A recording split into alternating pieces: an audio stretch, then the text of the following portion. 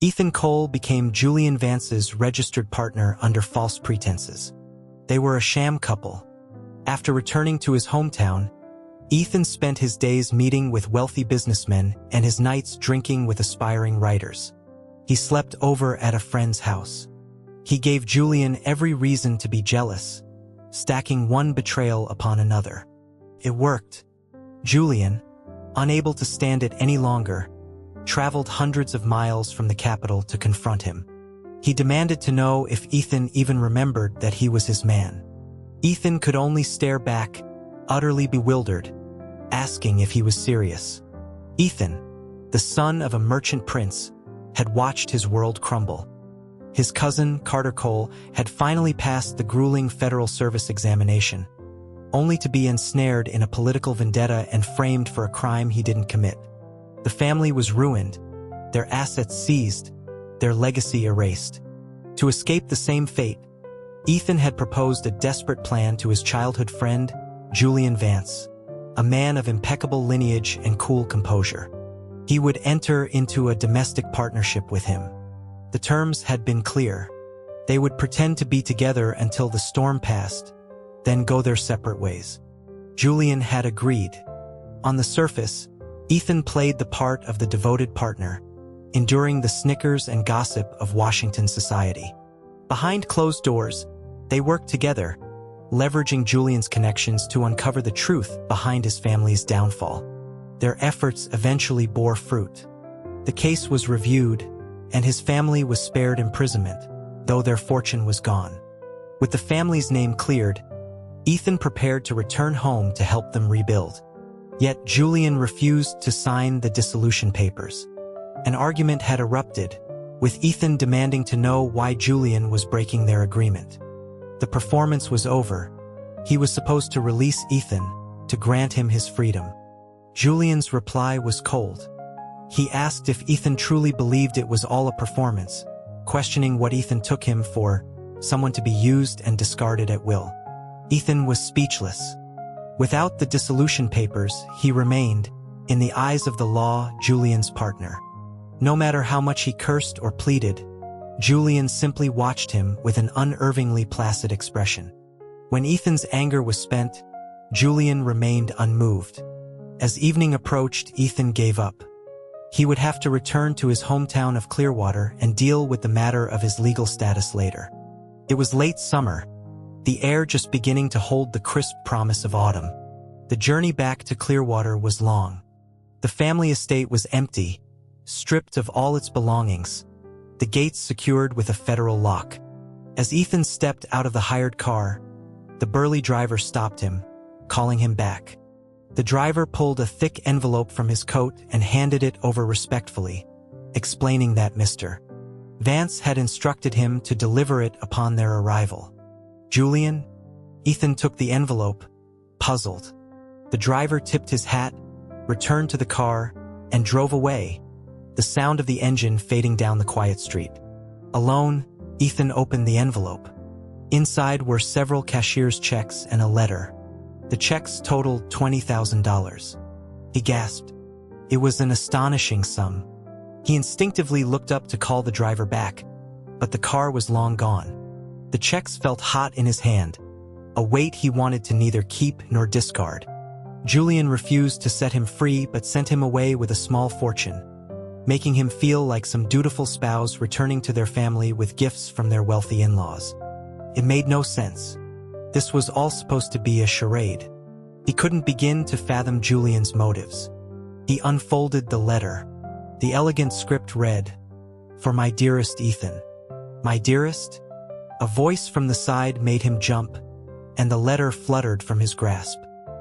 He looked up into the familiar, weathered face of Mr. Henderson, who owned the diner next door. The old man picked up the letter.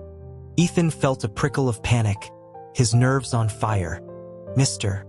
Henderson, with a good-natured smile, handed the letter back, mentioning that he couldn't read a lick without his glasses anyway. He said it had been a long time.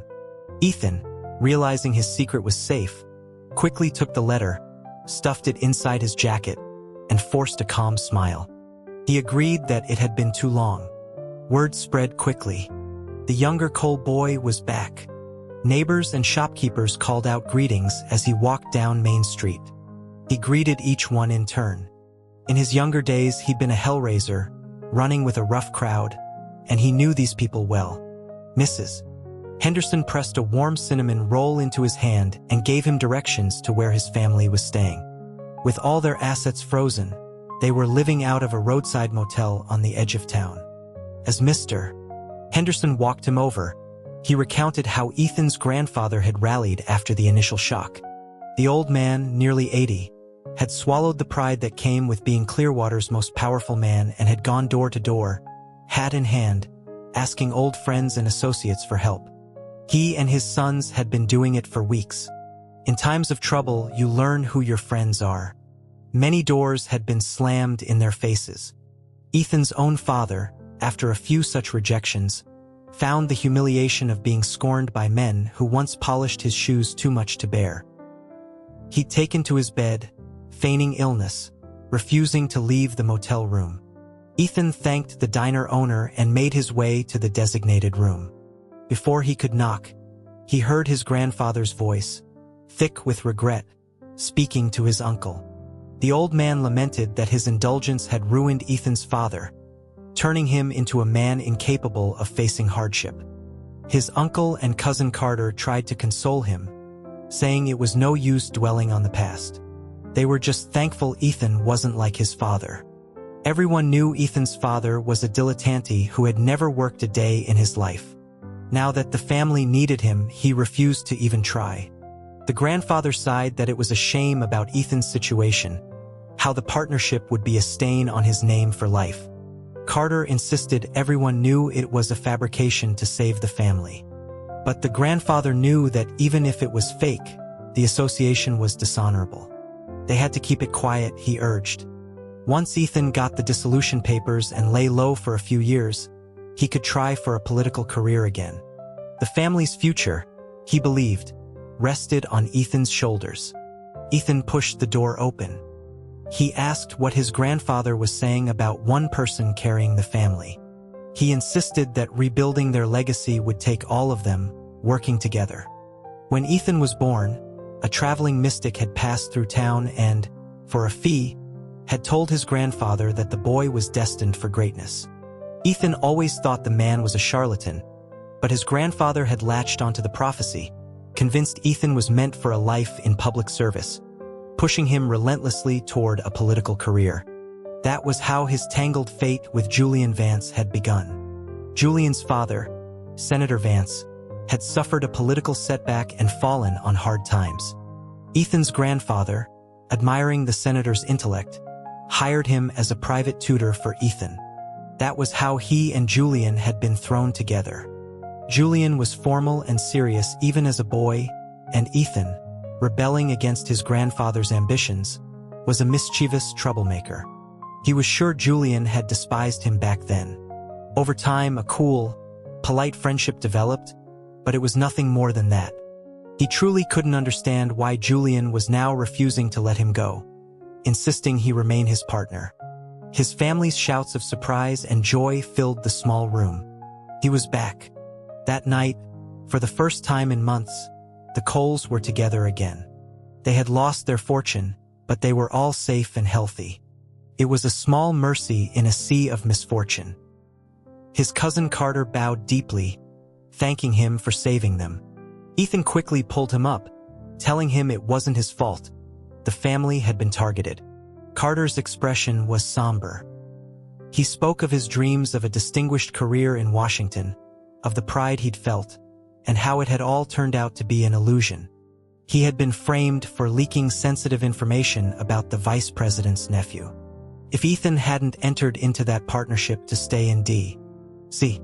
and hunt down the real perpetrator, the Cole family would have been utterly destroyed. The entire family shared a sense of weary disillusionment. They agreed to return to business. The world of politics was too treacherous, a world where a family like theirs could be discarded in an instant. The grandfather, who had once so eagerly backed a presidential candidate, hoping to ride his coattails to political influence, now understood the bitter truth. For a powerful politician, a merchant family was a useful tool but ultimately expendable. Later, sharing a cramped room with his father, Ethan lay on a makeshift bed on the floor. His father's snores were thunderous. Unable to sleep, he quietly pulled out Julian's letter. The message was long and rambling. Julian wrote about the immense difficulties of rebuilding a family's name and offered to help in any way he could. He explained that turmoil in Washington required his presence by his father's side, but he promised to come to Clearwater as soon as things settled. He wrote that saying goodbye had felt like a physical wound.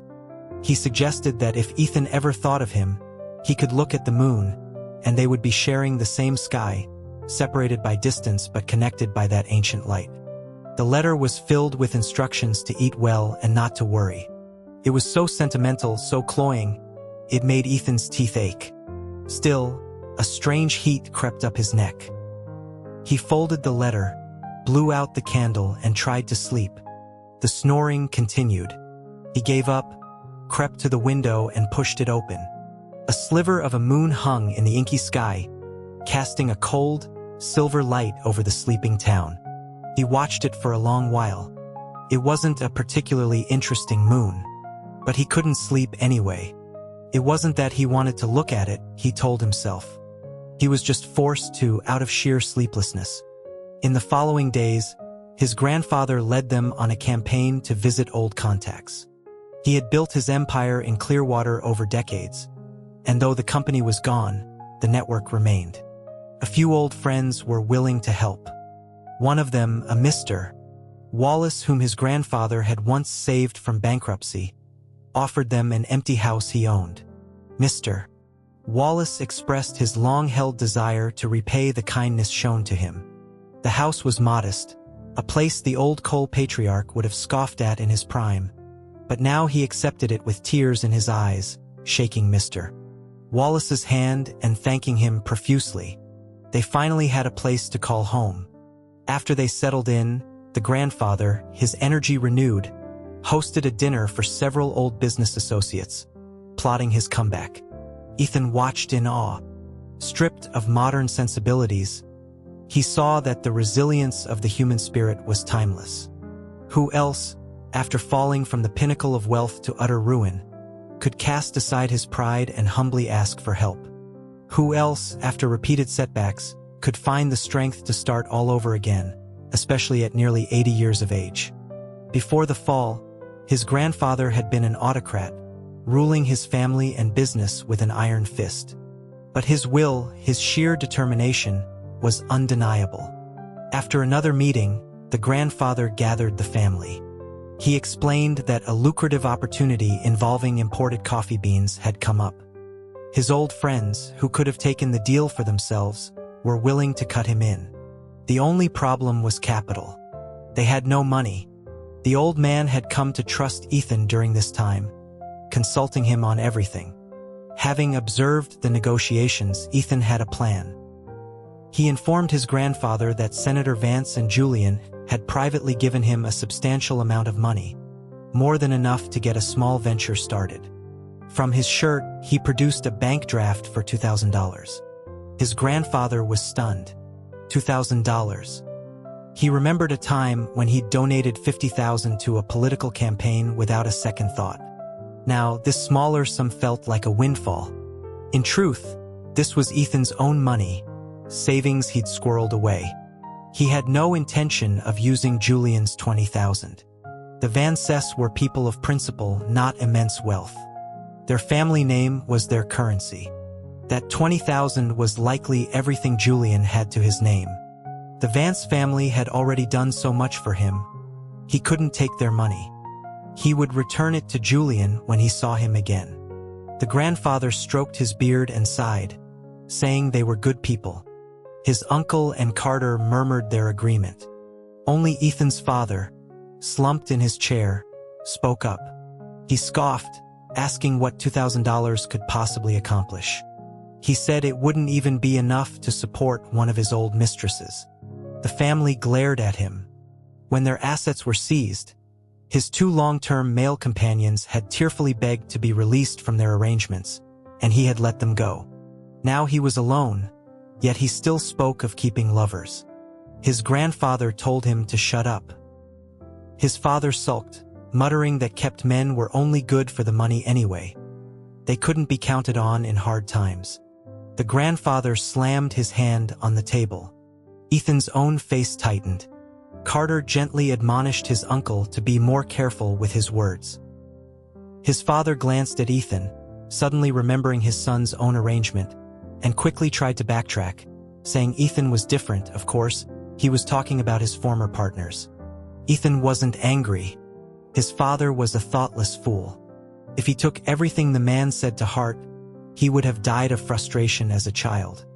With the $2,000, the grandfather allocated funds for living expenses and invested the rest in the coffee bean venture.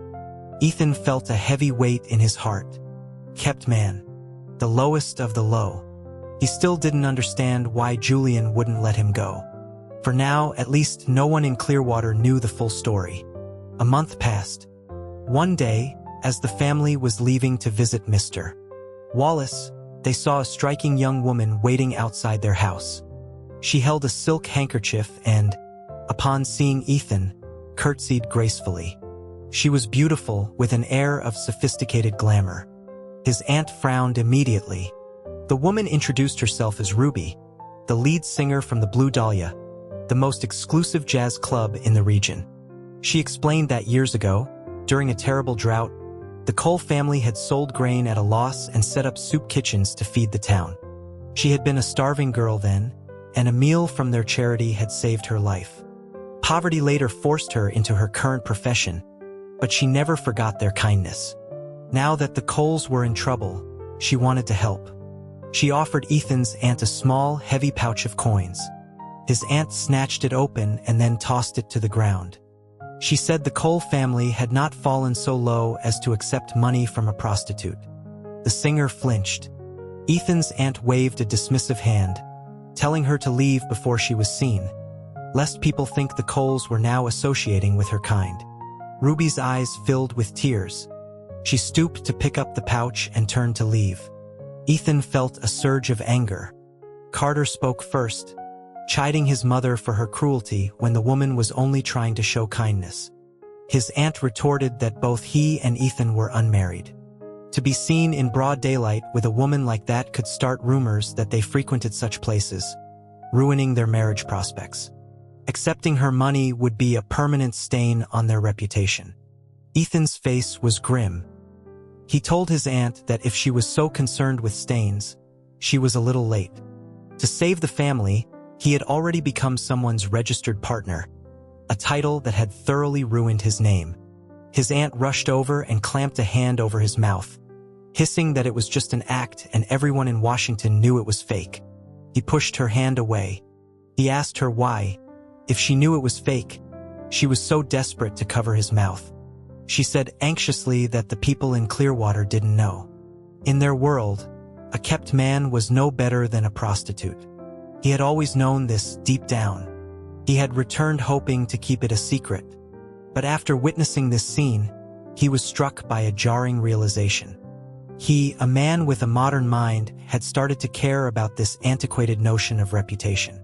He had done what he did to save his family. Was there shame in that? No.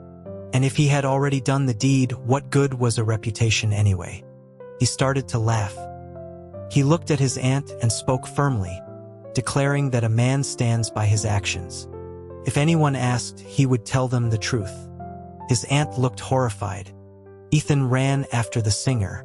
He took the pouch from her, removed a single silver dollar, and pressed the rest back into her hand. He told her that her loyalty and kindness would not be forgotten. He said he was short $1 for a drink that evening and thanked her for the contribution. Carter came over and tipped his hat, also thanking her and promising to visit her at the club to express his gratitude properly. A smile broke through her tears. She curtsied and said she would be waiting for them at the Blue Dahlia. Later, at the Wallace residence, while his grandfather talked business, Ethan wandered into the garden. He saw a young man chatting with a more bookish-looking individual. He asked a passing housemaid who they were. The maid identified the handsome one as Ryan Wallace, the family's youngest son, and the other as Leo, a penniless writer. She spoke of Ryan with admiration but curled her lip when she mentioned Leo. Ethan inquired further. It seemed Leo had a weakness for women and nightlife, having squandered his small inheritance at places like the Blue Dahlia. Now he relied on the Wallace family's charity to survive. They wanted to sponsor his writing, but he continued to frequent the club. As Ethan watched, he overheard Leo speaking with passion. He was saying that all people are born equal and it was wrong to judge them by their station in life. Ethan turned his head in surprise. To hear such a radical thought, a sentiment that belonged to a future century, coming from the mouth of a supposed degenerate was shocking. In this society where class was everything, the idea of equality was heresy. Even Ethan, with his modern perspective, wouldn't dare say such a thing aloud. He called out his approval. The two men turned. Ryan Wallace offered a polite nod. Ethan walked over and introduced himself. He had a knack for making friends, and soon the three of them were deep in conversation. He discovered that Leo's thinking was revolutionary. Leo questioned the very foundations of their society, from the institution of marriage, which he called a tool of patriarchal exploitation, to the legitimacy of the presidency itself. He was a fervent admirer of Senator Vance and Julian, praising their efforts to reform the civil service system and create fairer opportunities for common people. These were dangerous, thrilling ideas, and they resonated deeply with Ethan. Since his grandfather wanted him to cultivate a relationship with the Wallace sons, he now had the perfect excuse. He, Ryan, and Leo began spending all their time together. Ryan, who also harbored political ambitions, knew of the Cole family's connection to the Vances and was eager to befriend him. Through Leo, Ethan's social circle expanded to include a motley crew of artists and intellectuals. One of them, a landscape painter who called himself Monet, was a brilliant artist. Ethan enjoyed their company, the freewheeling discussions, the cheap wine, the complete disregard for social convention. One night, Leo wanted to go to the Blue Dahlia but had no money. Ryan offered to take them, ostensibly to keep them company, but in reality to foot the bill. Inside, Ruby greeted them warmly, taking up an acoustic guitar and singing soulful, melancholic songs. The three of them drank and talked late into the night. This became their routine for a month. One evening, Ryan was busy, so it was just Ethan and Leo at the club. After they finished drinking, it was too late to get Leo home, so Ethan invited him back to his place. Not wanting to disturb the family, he let Leo take the spare cot in his own room. The two of them fell asleep in the same small space. He didn't know how long he'd been asleep when a frantic shaking woke him. Someone was calling his name, telling him to wake up, that Mr. Vance was here. That was ridiculous. Julian couldn't possibly be here. He rolled over and threw an arm around the lump on the cot, trying to go back to sleep. A furious roar of his name shattered the quiet. The blankets were ripped off his body, and the chill of the autumn air shocked him awake. He slowly opened his eyes and found himself staring up at Julian Vance's face, which was pale with rage. Leo, startled awake, shot up from the cot, clutching a blanket, and bolted for the door, yelling that he wasn't the other man. He wasn't. Halfway out, he seemed to come to his senses and stopped, realizing he hadn't been caught with a woman. The room fell into a dead silence. Ethan's father stood awkwardly to one side. Julian stood tall and imposing, his dark eyes flickering between Ethan on the bed and Leo by the door. Under that intense glare, Leo seemed to shrink. He crept back into the room, placed the blanket back on the cot, and whispered urgently to Ethan, asking what was going on, and why he felt like he'd been caught in an affair. Still in his undershirt, Ethan sat up and whispered back that it was a long story, but he was innocent. Leo hissed that he knew he was innocent, but that didn't explain why the other man looked ready to commit murder. Ethan suggested it might just be a trick of the light. Leo squinted, unconvinced. Ethan stood and, with a forced calm, introduced Julian Vance. Then he introduced Leo. Leo's eyes lit up. He was an admirer of Julian's father. He started to approach Julian, but was stopped by a cold voice. Julian acknowledged him curtly, then asked if he would mind leaving, as he had private matters to discuss with Ethan. Once they were alone, the atmosphere grew heavy. Ethan felt a prickle of unease under Julian's icy stare. He found himself explaining that nothing had happened between him and Leo. Julian said nothing. After a moment of silence, Julian lunged forward, grabbing Ethan by the shoulders and shoving him back onto the bed. Before Ethan could react, Julian's face was inches from his, contorted with a fury he had never seen. He felt a sharp pressure on his neck. It wasn't painful, but it was a shock. Julian had bitten him. Ethan cried out, struggling. Julian pinned him down and bit him again, harder this time. A sharp sting of pain followed. Julian's voice was a low growl. He asked if Ethan remembered who he was. Ethan, incensed, yelled back asking if he was some kind of animal and shoved him away with all his might. Julian stumbled back, breathing heavily, his eyes still locked on Ethan. Ethan was stunned. This was Julian Vance, the epitome of grace and self-control, a man who never showed a hint of discomposure, and he had just claimed to be Ethan's man. Ethan felt his face flush. Julian's expression shifted, his anger giving way to something that looked like hurt. He was his partner, he stated flatly. Ethan jumped off the bed, exasperated, retorting that it was supposed to be fake. Julian's reply was immediate and fierce. It was never fake. Ethan stared, wide-eyed. Julian advanced on him, and Ethan backed away until he stumbled and fell back onto the bed. Julian stood over him. He said he had been serious from the very beginning. Ethan was speechless. Julian asked if he refused to acknowledge it. Acknowledge what? It was an act, Ethan insisted, his voice weaker than he intended. Julian watched him for a long moment, then turned and strode out of the room.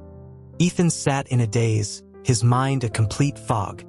After some time, he managed to pull himself together and walk outside. In the yard, under the pear tree, Julian was talking to Leo. His expression was grim. He was asking if Ethan did this often, staying out all night, drinking, sleeping with other people. Leo, intimidated, mumbled that it was something like that. Julian's face darkened further. He turned his head and shot a venomous glare at Ethan, who quickly ducked back inside the house. For the rest of the day, Julian was a storm cloud of silent fury. He refused to speak to Ethan, his face a mask of cold disapproval. Only in the presence of Ethan's family did he manage to summon the veneer of a polite guest. His smile strained and brief. Ethan tried to joke with him to make small talk, but was met with stony silence. That evening, after a tense dinner, Ethan couldn't take it anymore. He confronted Julian, asking him what his problem was. Julian replied coldly that he didn't have a problem. The argument escalated, their voices rising until they were glaring at each other in a standoff. Finally, Julian broke, admitting through gritted teeth that yes, he was in a foul mood. When Ethan demanded to know why, Julian's eyes blazed. He said he had written, but Ethan had never replied. He reminded him that as his partner, he was supposed to have some consideration, yet he was out carousing with other men. Did Ethan have any respect for him at all? Ethan defensively claimed they were just friends. Julian cut him off. He had never been pretending. He had never considered their partnership a sham. Ethan was floored. Julian grabbed him by the shirt front. He demanded to know if Ethan truly didn't understand his feelings after all this time. Ethan didn't know how to respond. He was completely paralyzed. Seeing his blank confusion, Julian's face fell. He released Ethan's shirt and turned away, stepping out onto the porch. The pale moonlight cast his solitary figure in a lonely light. Julian's mood did not improve. He was unreachable, lost in a private anger that Ethan couldn't penetrate. Ethan, agitated and confused, didn't sleep all night.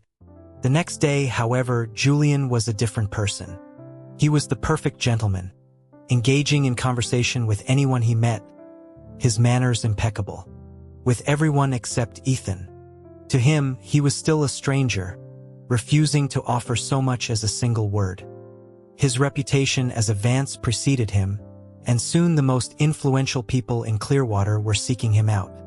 Julian accepted every invitation, spending his days in conversation and his evenings at dinner parties, always surrounded by a crowd of admirers.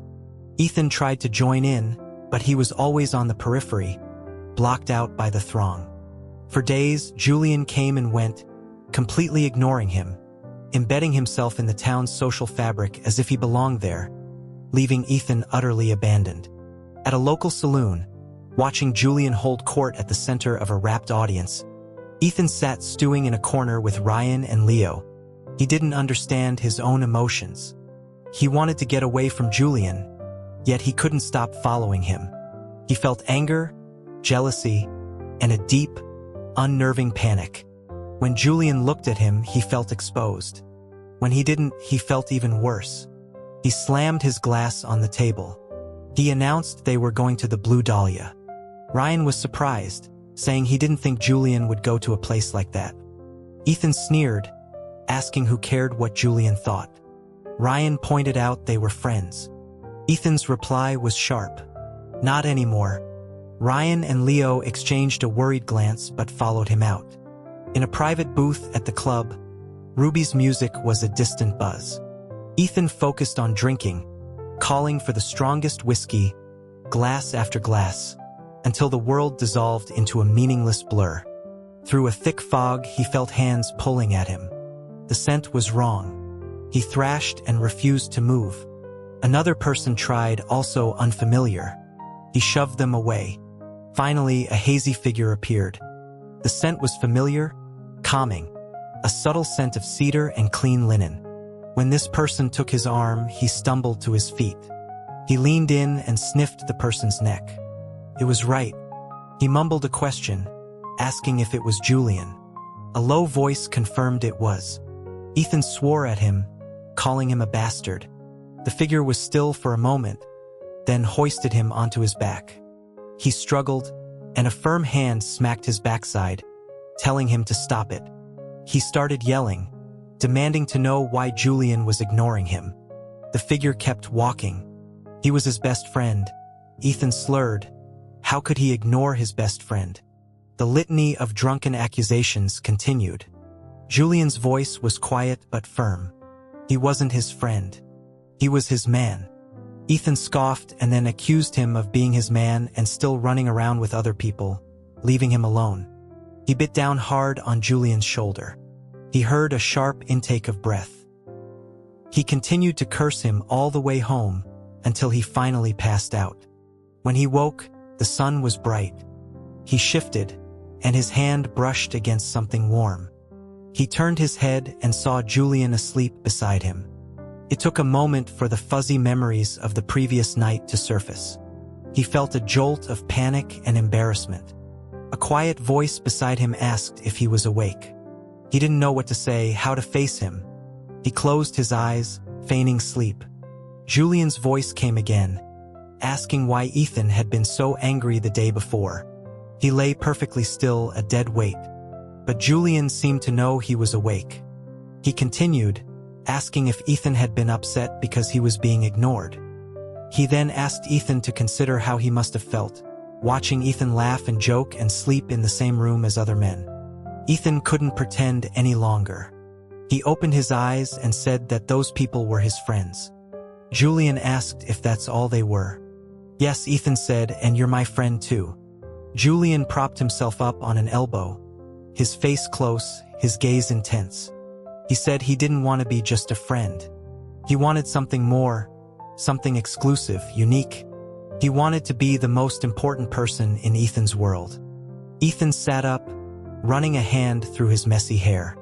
His head was pounding. He told Julian to stop messing with him. Julian insisted he wasn't. His eyes were turning red at the corners. He stared at Ethan, his voice insistent, like a child demanding a promise. He needed to be special.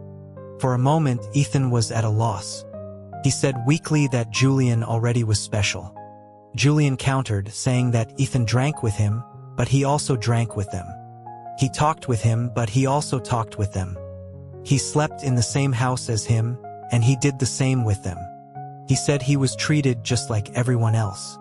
He wasn't special. Julian moved over him, pinning him down. Ethan's head was spinning. He asked what Julian wanted. Julian grabbed his shirt. "Give it to me," he demanded.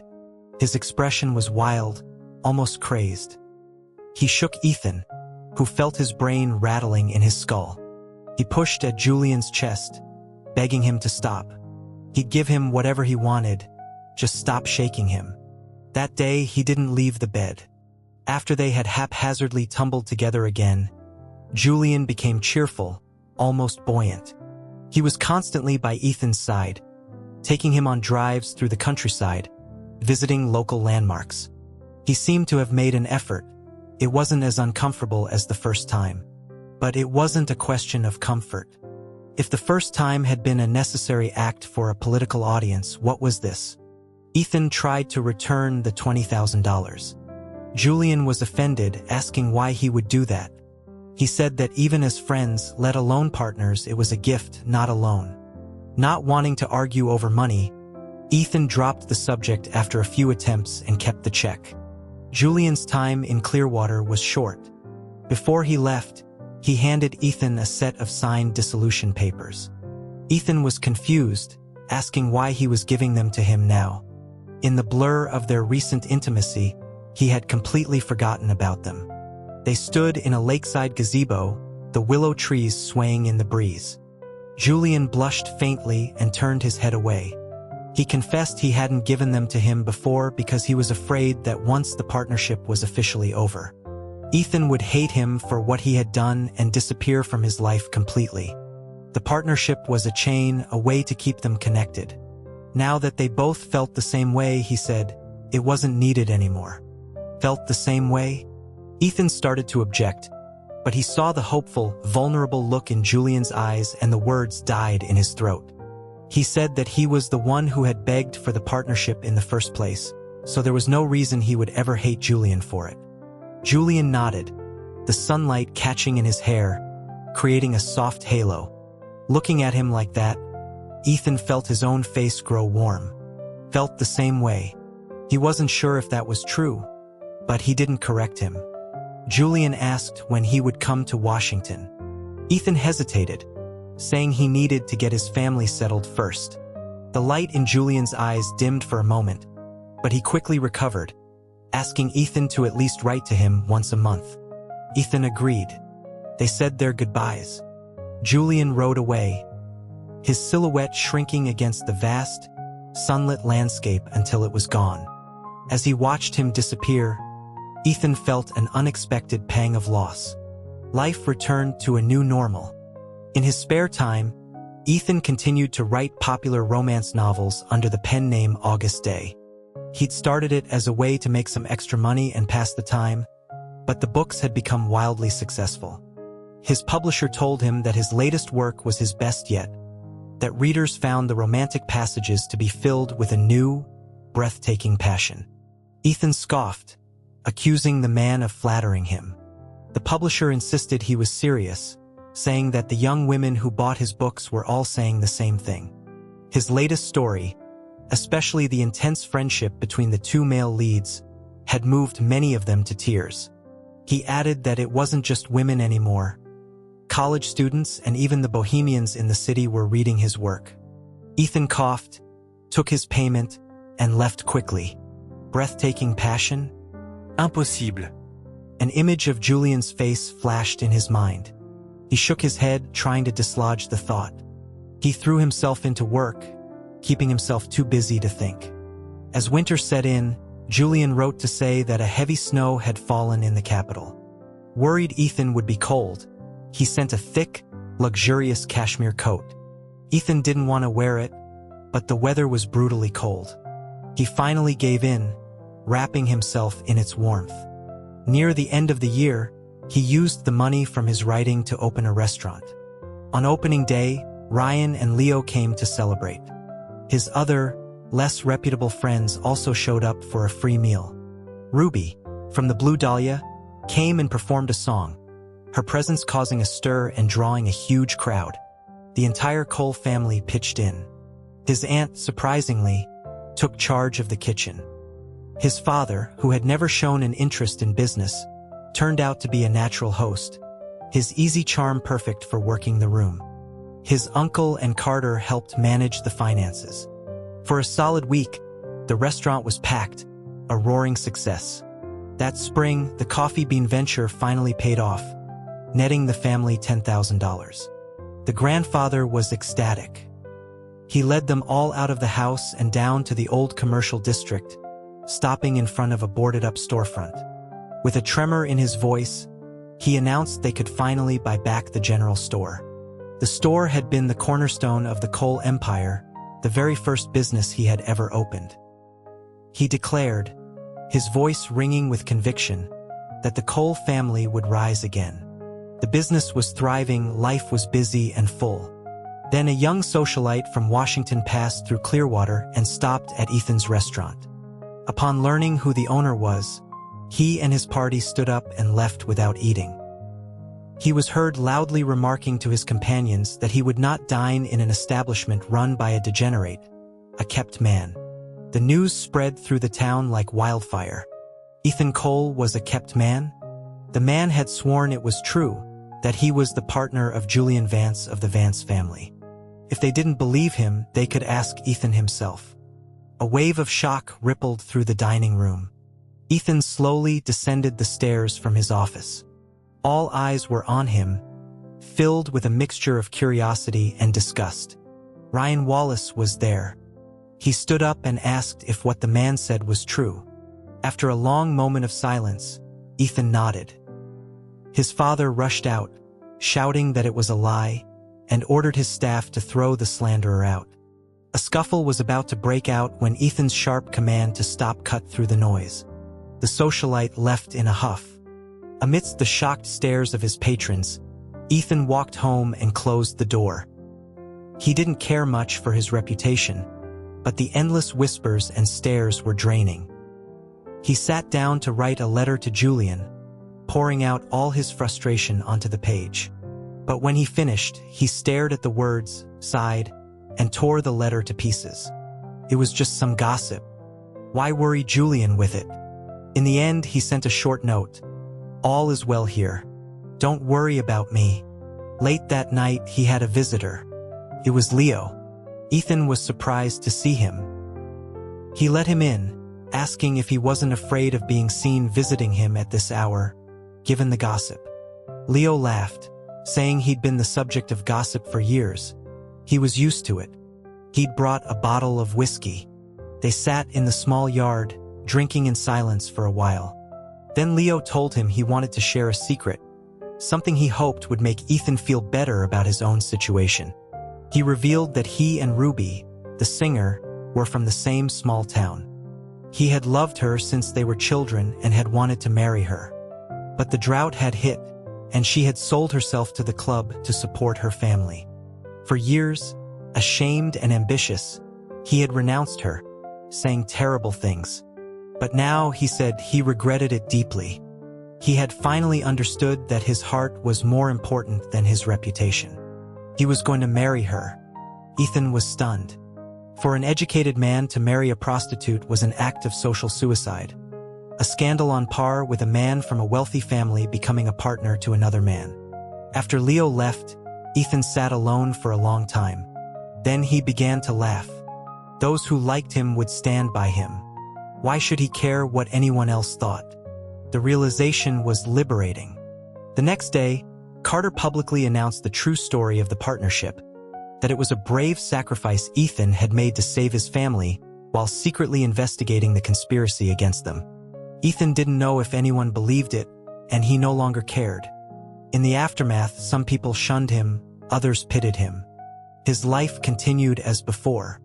One bright spring morning, he woke late and decided to take a walk.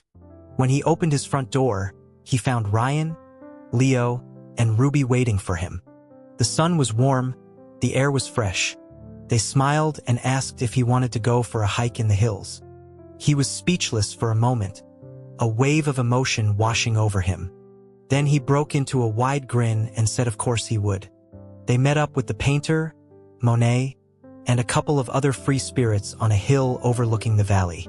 They drank wine and talked for hours. Leo asked Ruby to sing. She smiled, picked up a guitar, and her voice, sweet and clear, drifted over the hillside. Monet suddenly shouted that he was inspired, cleared the table, and began to sketch furiously. Ryan and the others began to sing an old Clearwater folk song. Ruby seamlessly transitioned her melody to match theirs. The music swelled, a joyful, chaotic symphony. Someone handed Ethan a pair of spoons, and he started tapping out a rhythm, singing along. It was a perfect moment, marred only by a faint, wistful thought. If only he were here. As the song ended, Ruby began a softer, more mournful ballad about two lovers living on opposite ends of a river, thinking of each other every day but never able to meet. Her voice was hauntingly beautiful. Ethan looked up, his vision slightly blurred from the wine, and saw a figure in a dark coat walking slowly toward them. The man was tall and moved with a quiet grace. The voice that called his name was as clear and cool as water. Ethan shook his head, not believing his eyes. Julian? Julian sat down beside him and took his hand. "It's me," he said. Felt like a dream. He remembered being carried down the mountain. When he woke again, he was in his own bed, and Julian was sitting at his desk, reading a book. It wasn't a dream. He asked Julian what he was doing in Clearwater. Julian turned and said he had official business nearby and decided to stop in. Ethan sat up, trying to smooth his rumpled clothes and hair, and asked when he was leaving. Immediately, Julian replied, "So soon?" Ethan was taken aback. Julian nodded, telling him to get some rest and that he would see him again soon. With that, he stood up and left. Ethan walked him to his car.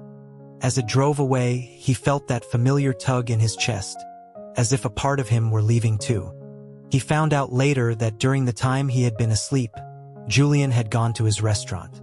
He had made a public statement, announcing that he and Ethan were merely friends and that their past arrangement had been an act of desperation on Ethan's part to protect his family. An act for which Julian had the utmost respect. He understood then. Julian had heard the rumors and had traveled all this way just to clear his name. A wave of emotion, strong and undeniable, washed over him. Julian had asked him to come to Washington. It was time. By summer, the family business was stable. Ethan told his grandfather he was going to Washington to enroll at Georgetown. His family was fully supportive.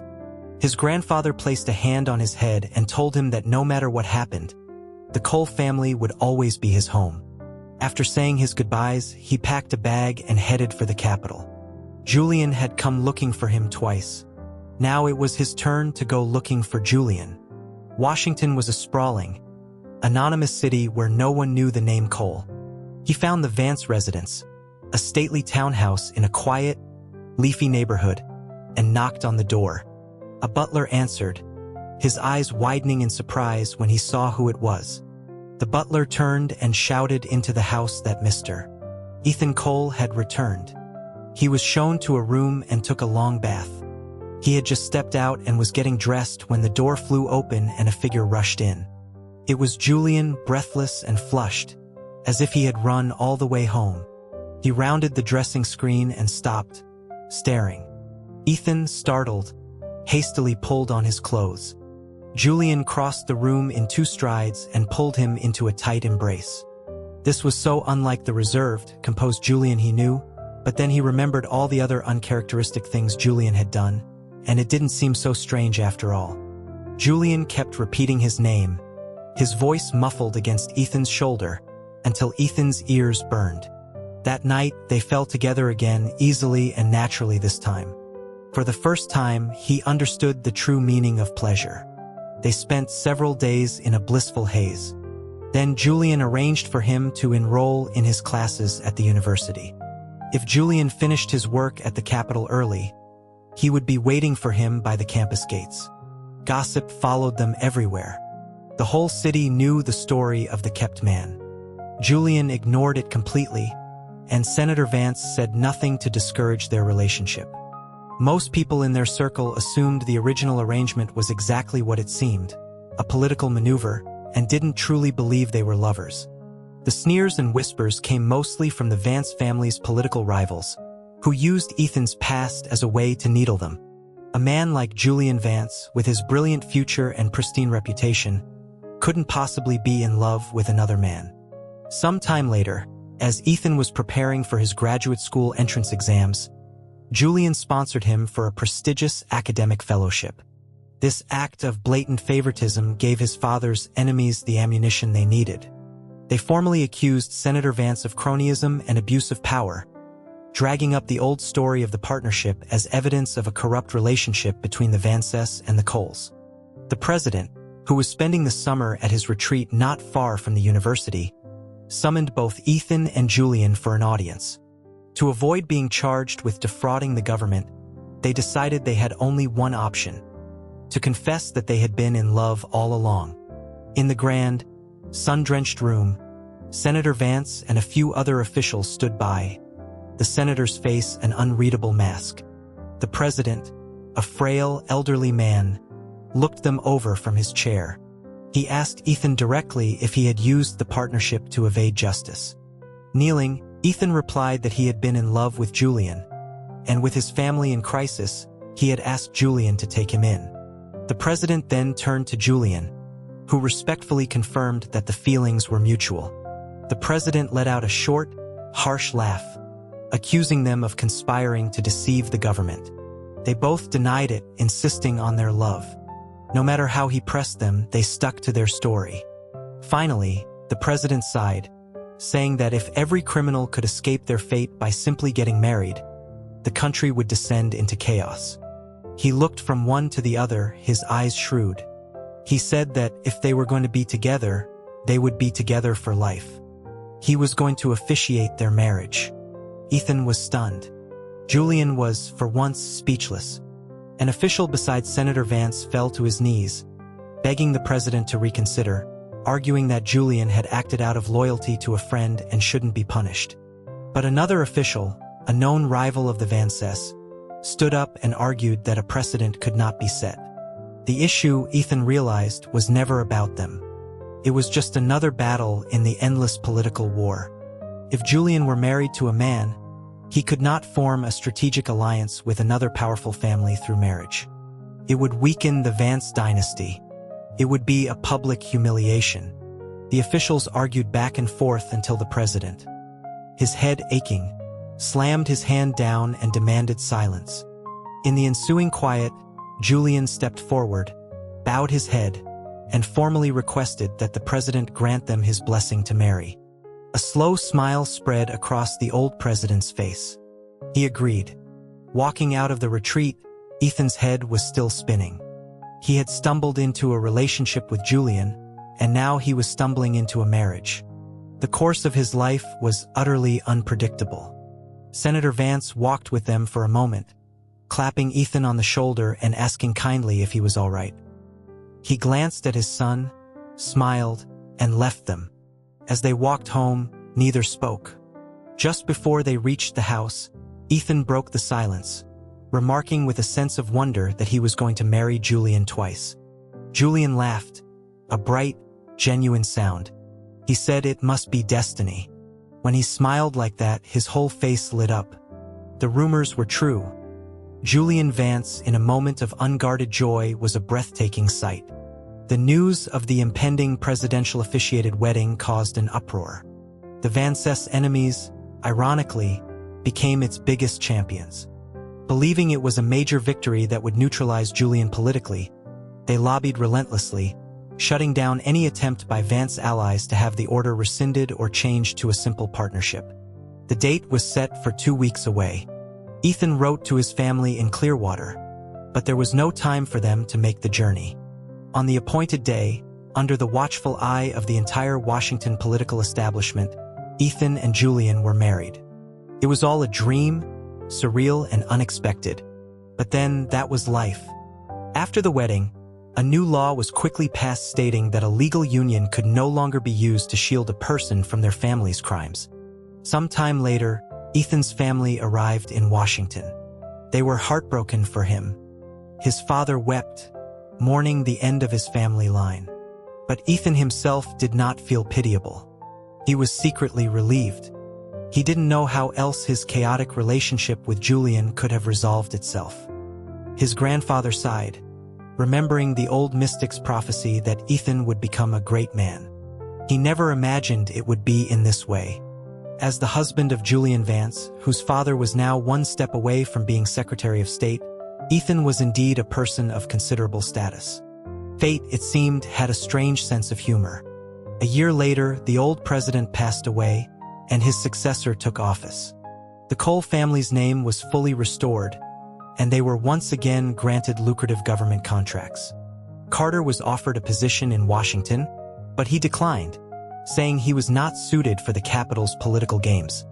He returned to Clearwater and eventually became its mayor. Leo wrote that he had officially asked Ruby to marry him, and she had accepted. Ethan sent them a generous check, which Leo used to buy her contract from the club. After they were married, Leo dedicated himself to his studies, passed the bar, and became a renowned prosecutor, famous for his sharp mind and unwavering sense of justice. With a recommendation from Julian, Ryan Wallace also began a successful career in public service. Ethan's grandfather insisted on making him the primary heir and manager of the new Cole family enterprise. With time on his hands, Ethan threw himself into the work. His father, delighted to be free of responsibility, remarried and started a new family.